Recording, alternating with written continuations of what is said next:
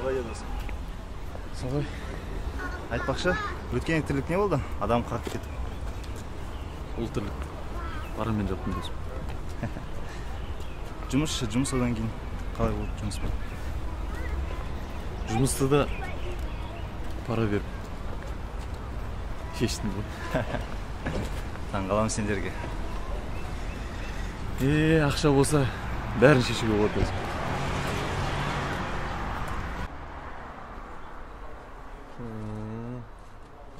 Шешіп тастадым оны.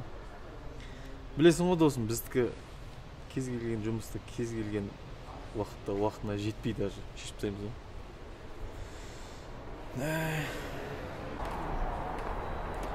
Арман Сәрсенбайұлы, сіз бе? Мен.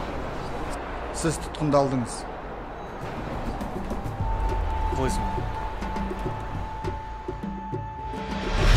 Жемқорлыққа жол жоқ.